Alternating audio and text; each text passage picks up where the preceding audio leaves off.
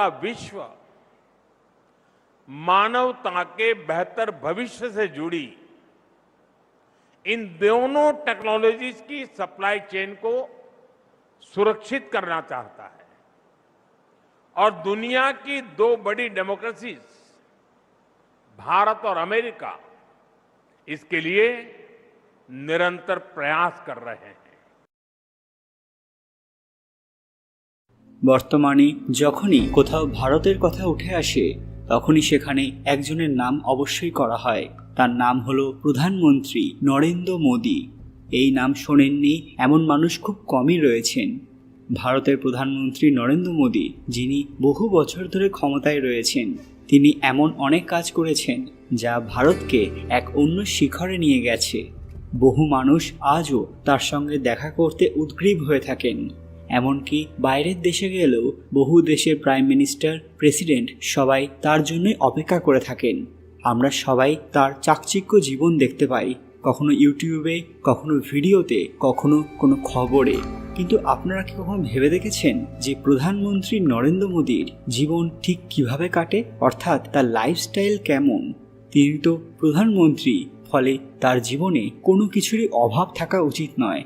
বিদেশের প্রেসিডেন্টরা যেভাবে জীবন কাটান ঠিক একইভাবে হয়তো তার জীবন কাটানো উচিত। সত্যি কি তাই? আজকে এক রেয়ার টপিক নিয়ে আমরা আলোচনা করতে চলেছি। ভারতের প্রধানমন্ত্রী নরেন্দ্র মোদীর জীবন ঠিক কিভাবে কাটে, প্রত্যেক দিন তিনি কি করেন, সবটাই জানাবো আজকের ভিডিওতে। এখান থেকে আপনারা জানতে পারবেন এমন কিছু বড় তথ্য যা এর আগে কখনো শোনেননি। কেন বাইরের লোকেরাও তার লাইফস্টাইলকে কপি করার চেষ্টা করে। তার আগে কমেন্ট বক্সে হর হর মহাদেব লিখতে ভুলবেন না। সকলকে আমাদের চ্যানেল পুরাণ কথায় স্বাগত। আজকে আপনারা জানবেন ভারতের প্রধানমন্ত্রীর লাইফস্টাইল। ভিডিওতে এগোনোর আগে সবাই অবশ্যই আমার চ্যানেলটি সাবস্ক্রাইব করে নেবেন। ভারতের প্রধানমন্ত্রী নরেন্দ্র মোদীর জীবনযাপন যতটা জাঁকজমকপূর্ণ বলে মনে হয়, বাস্তবে কিন্তু ততটাও নয়। তার রুটিন একেবারেই কঠোর, পাশাপাশি আত্মনিয়ন্ত্রণে ভরপুর। তার ঘুম ভাঙে ভোর 4টের সময় এবং দিনের শুরুটা হয় যোগব্যায়াম এবং প্রাণায়াম দিয়ে। এটাই তার শারীরিক এবং মানসিক ফিটনেসের মূল ভিত্তি। তারপরেই তিনি ভাগবত গীতার পাঠ করেন এবং ধ্যান করেন, যা তাকে কঠিন সিদ্ধান্তেও স্থির থাকতে সাহায্য করে। তার খাওয়া দাওয়া সম্পর্কে অনেকেই ভাবেন যে মোদি কি খান। প্রত্যেক দিন তার ব্রেকফাস্ট, লাঞ্চ এবং ডিনারে কোন কোন খাবারের আয়োজন থাকে। নিশ্চয়ই মুকেশ আম্বানি যেরকম খাবার খান সেরকমই হবে। আসলে তা নয়। তার খাওয়া দাওয়া অত্যন্ত নিয়ন্ত্রিত, সাধারণত সাদাসিধে খাবার, যেমন খিচুড়ি, ছোলা, মেথি রুটি বা লঘু সবজি। দুপুরে খাবার খান খুব অল্পই, বেশিরভাগ সময় কাজের ফাঁকে ফল বা গরম জল পান করেন। সন্ধে পর্যন্ত তার সময় ভাগ করা থাকে। একের পর এক বৈঠক, বিদেশ নীতি, নিরাপত্তা আপডেট, বিদেশ সফর, বিভিন্ন সভায় যাওয়া এবং মানুষের সমস্যা নিয়ে রিপোর্ট বিশ্লেষণের মধ্যে রাতে তিনি অনেক সময় পর্যন্ত পড়াশোনা করেন, নোট তৈরি করেন বা গুরুত্বপূর্ণ বক্তৃতার খসড়া লেখেন। মোদির পোশাকেও রয়েছে নজর কাড়া নান্দনিকতা, তবে সবই ভারতীয় শিল্পের ওপর জোর দিয়েই তৈরি। তার কুর্তা এবং শল একদিকে ঐতিহ্য, অন্যদিকে এক নিঃশব্দ বার্তা। আন্তর্জাতিক সফরেও তিনি দিনের রুটিনে ব্যাঘাত ঘটান না। সেইখানেও করেন যোগব্যায়াম, নিজস্ব ঘড়ি অনুযায়ী চালান সময়। বিলাসবহুল গাড়ি বা বিশাল বাড়ির চেয়ে তার মনোযোগ দেশের প্রতি কর্তব্যে নিবদ্ধ, এটা অনেকেই দেখেছেন। এই স্বল্প নিদ্রা, সুসংহত জীবনধারা এবং নিরলস পরিশ্রমী তাকে ভারতের ইতিহাসে এক ব্যতিক্রমী রাজনৈতিক চরিত্র করে তুলেছে, যেখানে ক্ষমতা নয় কর্তব্যই তাকে চালিত করে। হিন্দু ধর্মের প্রতি তিনি অত্যন্ত শ্রদ্ধাশীল এবং তিনি নিয়মিতভাবে বিভিন্ন হিন্দু ধর্মগ্রন্থ এবং আধ্যাত্মিক বই পাঠ করেন। তিনি একাধিকবার উল্লেখ করেছেন যে তার জীবন দর্শন, নীতিবোধ এবং নেতৃত্বের অনেক অনুপ্রেরণা তিনি প্রাচীন ভারতীয় শাস্ত্র, বিশেষ করে ভাগবত গীতা, উপনিষদ, রামায়ণ, মহাভারত এবং বিবেকানন্দের রচনা থেকে পেয়েছেন। বিশেষ করে ভাগবত গীতা তার জীবনের একটি গুরুত্বপূর্ণ অংশ, যা তিনি শুধু ধর্মীয় নয় বরং একটি ব্যবহারিক জীবন দর্শন এবং কর্মযোগের দর্শন হিসেবে দেখেন। 2015 সালে তার একটি সাক্ষাৎকারে তিনি বলেন, গীতা আমার জন্য একটা ম্যানুয়াল যা কঠিন সময়ে সঠিক সিদ্ধান্ত নিতে সাহায্য করে। বিদেশ সফরের সময়ও তিনি অনেকবার বিশ্ব নেতাদের কাছে গীতা উপহার হিসেবে দিয়েছেন। এটা তার সাংস্কৃতিক দূত হিসেবেও পরিচিতি তুলে ধরে। তাছাড়া স্বামী বিবেকানন্দের লেখা কমপ্লিট ওয়ার্কস অদ্বৈতবাদ এবং আদিগুরু শঙ্করাচার্যের দর্শন পড়ে থাকেন। এইসব বই তাকে আত্মচিন্তা, ব্রহ্মজ্ঞান এবং জাতীয়তা বোধের গভীর উপলব্ধি দিয়েছে বলে তিনি প্রকাশ করেছেন। এইভাবে বলা যায়, মোদির রাজনীতি এবং প্রশাসনিক সিদ্ধান্তে যেমন কৌশলগত বুদ্ধিমত্তা কাজ করে, তেমনি তার জীবনধারায় ধর্মীয় শাস্ত্র এবং আধ্যাত্মিক বইয়ের প্রভাবও গভীরভাবে বর্তমান। প্রতি বছর নবরাত্রির সময় তিনি পুরো 9 দিন নির্জলা উপবাস রাখেন, এমনটাই জানা গেছে, যা শুধু ধর্মীয় বিশ্বাসের নয়, শরীরকে শুদ্ধ রাখার একটি উপায় হিসেবেও বিবেচিত। তার খাদ্য তালিকায় কখনোই থাকে না ফাস্টফুড বা তৈলাক্ত খাবার। এমনকি বিদেশ সফরে গেলেও তিনি নিজের রান্না করা ঘরের খাবার নিয়ে যান বা ভারতীয় দূতাবাস থেকে নির্ধারিত খাবার আনিয়ে নেন। ব্যায়াম তার জীবনে অপরিহার্য অংশ। সকালবেলা তিনি সূর্য নমস্কার, প্রাণায়াম এবং ধ্যান করেন। কখনো কখনো ফিটনেস রিং ব্যবহার করেন। বেশ কয়েকবার ভিডিওতে দেখা গেছে যে তিনি আধুনিক ব্যায়ামের সরঞ্জাম ছাড়াই বডি ব্যালেন্সিং এবং নিঃশ্বাস প্রশ্বাসের কৌশলে নিজেকে সুস্থ রাখেন। মোদির পোশাকের রুচি পাশাপাশি তার কালেকশন আজও মানুষকে চমকে দেয়। তার ব্র্যান্ডেড জ্যাকেট, মোদি কুর্তা বা বাহারি চাদর অনেকেই নজর কেড়েছে, কিন্তু এগুলোর বেশিরভাগই ভারতীয় হস্তশিল্পের উপর ভিত্তি করে তৈরি। মোদি নিজের পোশাক নিজেই ডিজাইন করতে ভালোবাসেন, আর সেই অনুযায়ী নির্বাচিত নকশা পাঠিয়ে পোশাক তৈরি করান।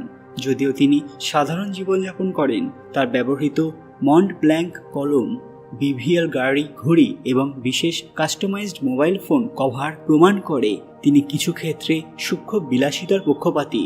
সর্বশেষে ঘোষিত হলফনামা অনুযায়ী তার কোনো ব্যক্তিগত গাড়ি নেই। একটি ছোট বাড়ি ছাড়া উল্লেখযোগ্য কোনো বিলাসবহুল সম্পদ দেখা যায়নি। এমনকি প্রধানমন্ত্রী হিসেবে বিদেশ ভ্রমণের সময় তার ব্যবহৃত বহুমূল্য ঘড়ি, কোট উপহার স্বরূপ পাওয়া হলেও তিনি সেগুলি সরকারি সম্পত্তি হিসেবে গণনা করে রাখেন। এছাড়া তার রাতের ঘুম সাধারণত মাত্র 3 থেকে 4 ঘন্টা। বাকিটা সময় তিনি দেশ, প্রশাসন এবং আন্তর্জাতিক কৌশল নিয়ে পড়াশোনা, রিসার্চ এবং পরিকল্পনায় কাটান। তিনি টেকনোলজি পছন্দ করেন, বিশেষ করে ক্যামেরা, ড্রোন এবং ফটো এডিটিং অ্যাপ তার আগ্রহের বিষয়। তিনি নিজেই বেশিরভাগ সোশ্যাল মিডিয়ার ছবি এডিট করে পোস্ট করেন। তার সংগ্রহে থাকা দুষ্প্রাপ্য ফাউন্টেন পেন একটি আলাদা পরিচিতি তৈরি করেছে। এমনকি কিছু পেন তার কাছে ঐতিহাসিক মূল্যবান উপহার হিসেবেও এসেছে, যেমন জাপানের প্রাক্তন প্রধানমন্ত্রীর কাছ থেকে উপহারপ্রাপ্ত একটি সোনার পেন। 2015 সালে তার এক নাম লেখা স্যুট, যার ওপর ইংরেজিতে অসংখ্যবার লেখা ছিল নরেন্দ্র দামোদর দাস মোদি, আন্তর্জাতিকভাবে আলোচনার কেন্দ্রবিন্দুতে উঠে আসে এবং পরে তার নিলামে বিক্রি হয় প্রায় 4.31 কোটি টাকায়। তিনি হ্যাক প্রুফ বিশেষ ফোন, কাস্টমাইজড ল্যাপটপ এবং একটি বিশেষ এনক্রিপ্টেড ট্যাব ব্যবহার করে থাকেন, যার মাধ্যমে সবসময় বিশ্বের খবর রাখেন এবং রাষ্ট্রীয় সিদ্ধান্ত গ্রহণ করেন। সবশেষে মোদির সংগ্রহ শুধু বিলাসিতা নয়, বরং তার অনেকটাই রাজনৈতিক ইতিহাস। তার নিরাপত্তা ব্যবস্থা ভারতের ইতিহাসে অন্যতম সর্বোচ্চ স্তরে, যা আন্তর্জাতিক স্তরেও উদাহরণস্বরূপ ধরা হয়। তিনি এসপিজি বা স্পেশাল প্রোটেকশন গ্রুপ দ্বারা সুরক্ষিত, যা শুধুমাত্র প্রধানমন্ত্রীর মতো ভিভিআইপিদের জন্য নির্ধারিত এলিট কমান্ডো বাহিনী। এই সদস্যরা সর্বদা সাদা পোশাকে থাকে এবং তাদের অস্ত্রে সজ্জিত অবস্থা সাধারণ চোখে ধরা পড়ে না। তারা মোদির চারপাশে একটি জেট প্লাস কনভয় তৈরি করে থাকেন, যেখানে একসঙ্গে প্রায় 50 থেকে 70টি গাড়ি চলাচল করে। তার কনভয় সাধারণত Range Rover, Sentinel, BMW 7 series high security edition এবং টয়োটা ল্যান্ড ক্রুজারের মতো বুলেট প্রুফ গাড়ি দিয়ে গঠিত। তার প্রধান গাড়ি সম্পূর্ণভাবে ব্লাস্ট রেজিস্ট্যান্ট এবং গ্রেনেড প্রুফ, যা জানালাও বাইরে থেকে গুলি প্রতিহত করতে সক্ষম। যখন তিনি কোথাও সফরে যান, তার আগেই এসপিজি, অর্থাৎ Research and Analysis Wing, IB অর্থাৎ ইন্টেলিজেন্স ব্যুরো এবং সংশ্লিষ্ট রাজ্যের পুলিশ মক ড্রিল এবং এলাকা স্ক্যানিং করে। তার প্রোগ্রামে উপস্থিত জনতার মোবাইল ফোন পর্যন্ত স্ক্যান করা হয়।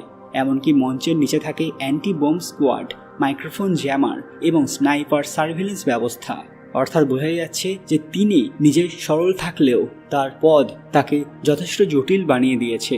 এই কারণে বলা হয় মোদির চারপাশের নিরাপত্তা একটি চলমান কেল্লার মতো, যার প্রতিটি অংশে অত্যাধুনিক অস্ত্র, প্রযুক্তি এবং মানব নজরদারি কার্যকর। তার জনপ্রিয়তা এবং আন্তর্জাতিক প্রভাব বিবেচনা করে এটি এখন শুধু একজন নেতার সুরক্ষা নয়, বরং এক দেশের নেতৃত্বের অস্তিত্ব রক্ষার পরিকল্পনা। বন্ধুরা, साथियों, जब महिलाओं की आर्थिक शक्ति बढ़ती है तो घर में उनकी आवाज भी उतनी ही बुलंद हो जाती है। इसलिए सुविधा और सुरक्षा का विश्वास देने के साथ साथ हमने बहनों की आर्थिक भागीदारी बढ़ाने पर बल दिया है। बीते 11 वर्षों में देश की करीब 10 करोड़ बहनें सेल्फ हेल्प ग्रुप में जोड़ी गई है। काशी की भी 1.25 लाख बहनें ऐसे समूहों से जुड़ी है। इन समूहों को लाखों रुपए की मदद मिल रही है, जिससे बहनें अपना काम कर रही है।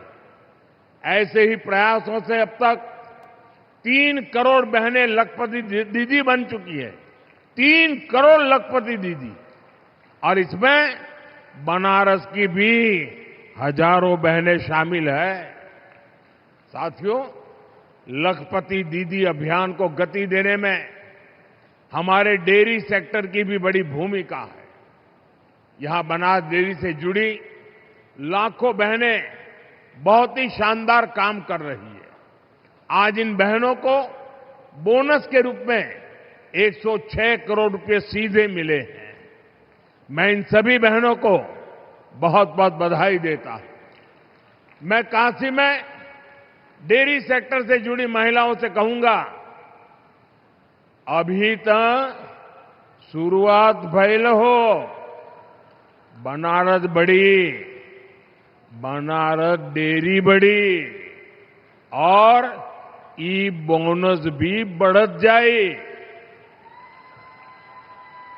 साथियों, बीजेपी एनडीए सरकार बहनों को आत्मनिर्भर भी बना रही है और विकसित भारत बनाने के लिए चल रहे अभियान का नेतृत्व भी दे रही है। डिजिटल पेमेंट्स को आगे बढ़ाने में हजारों बैंक सखियों की बड़ी भूमिका है।